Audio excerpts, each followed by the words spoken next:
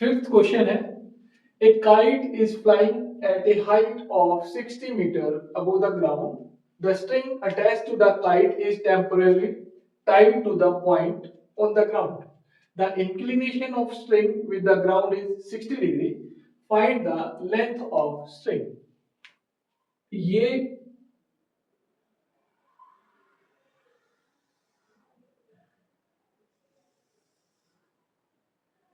Ground से 60 metre height के ऊपर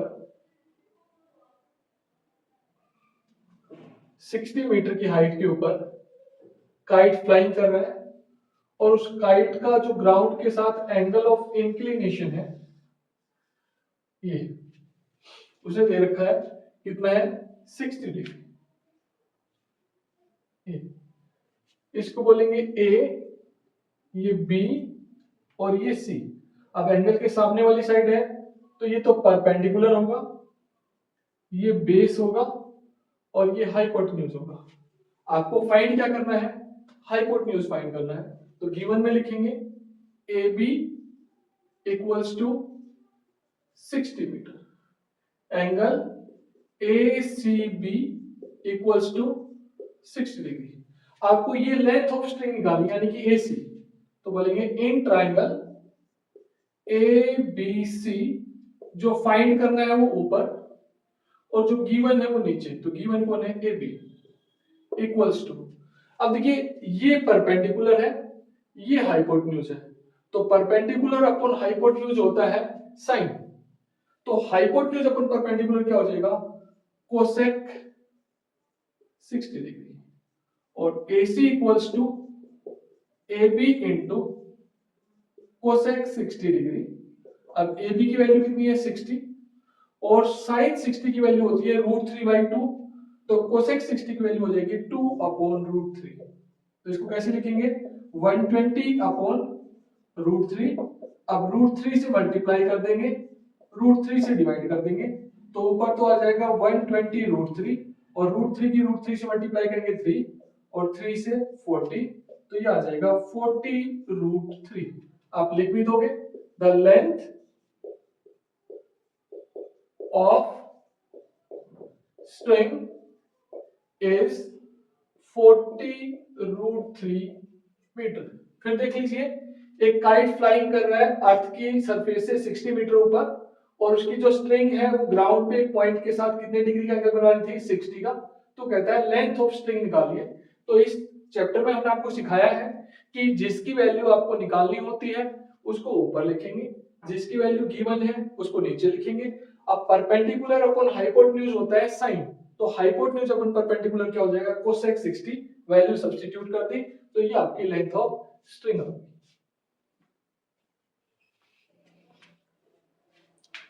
सिक्स क्वेश्चन है, a 1.5 meter tall boy is standing at some distance from a 30 meter tall building. The angle of elevation from his eye to the top of building increases from 30 degree to 60 degree as he walked towards the building. Find the distance he walked towards the building. ये कोई building है, ये ground है और ये कोई 1.5 metre tall boy था जो यहां खड़ा हुआ है। उसने इस बिल्डिंग के टॉप को देखा ऐसे, तो पहले इसके पैरेलल एक लाइन ड्रॉ कर देंगे, ये तो एंगल था 30 डिग्री। अब वो बिल्डिंग की तरफ चला, सपोज करो वो यहां पहुंच गया और फिर उसने इस बिल्डिंग के टॉप को देखा, तो ये एंगल कितना है 60 डिग्री। आपको ये बताना है कि ये यहां से कितना डिस्टेंस उसने ट्रेवल किया, तो यहां लिखेंगे ए, ये बी, सी, डी, ई, एफ और जी। ये 1.5 है, ये भी 1.5 होगा और ये भी 1.5 होगा। अब ये टोटल जो हाइट है ये 30 मीटर है, बिल्डिंग की हाइट दे रखी है 30 मीटर ये, और इसमें से जो बॉय है उसकी हाइट माइनस कर देंगे, तो ये ए भी बच जाएगा 28.5 मीटर।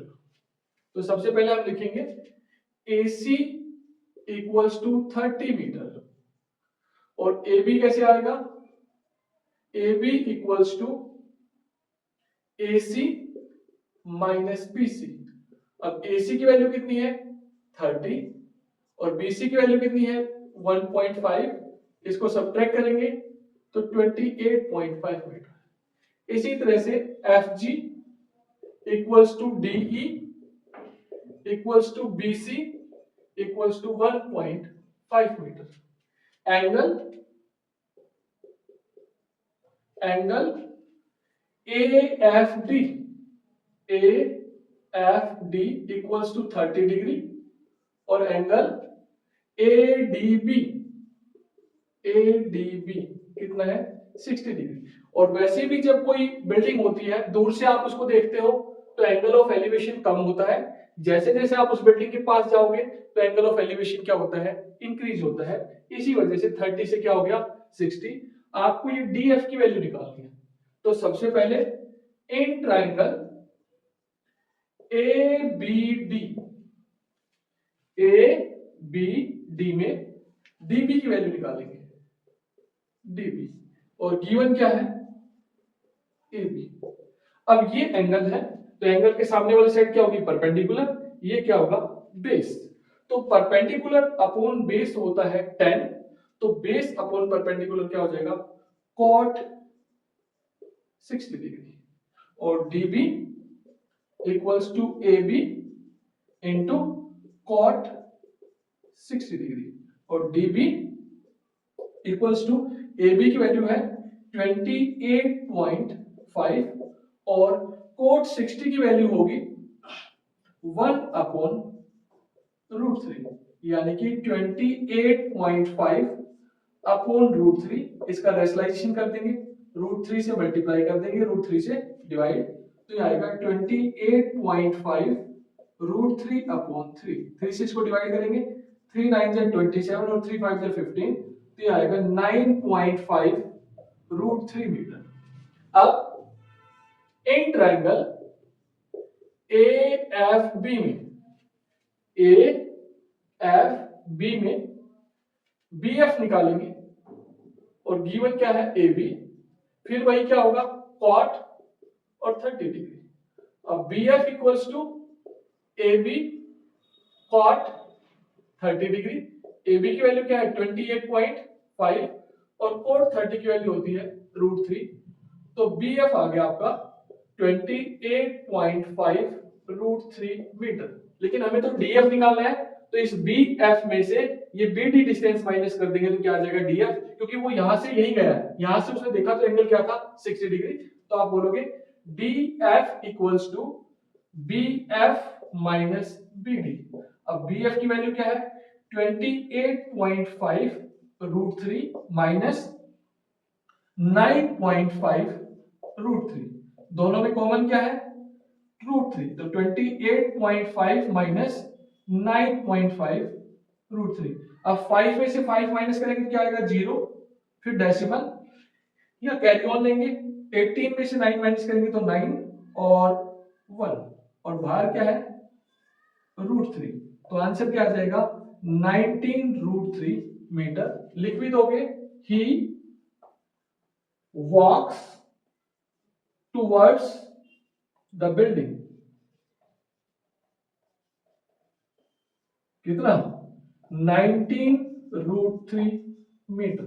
फिर देख लीजिए एक बिल्डिंग थी जिसकी टोटल हाइट कितनी है 30 मीटर, ये 1.5 मीटर हाइट का कोई बॉय है जो बिल्डिंग के टॉप को ऑब्जर्व कर रहा था, उसका एंगल ऑफ एलिवेशन कितना था 30 डिग्री, फिर वो बिल्डिंग की तरफ गया तो एंगल ऑफ एलिवेशन 30 से कितना इंक्रीज हो गया 60, तो आपको ये डिस्टेंस निकालना था कि उसने कितना डिस्टेंस ट्रेवल किया। तो हमने पहले इस ए बी डी ट्राइंगल में डी बी की वैल्यू निकाली ये, फिर ए बी एफ ट्राइंगल में बी एफ की वैल्यू निकाल दी और इस बी एफ में से ये माइनस कर देंगे तो ये आ जाएगा बी डी, और जो कितना आ गया 19 √3 मीटर।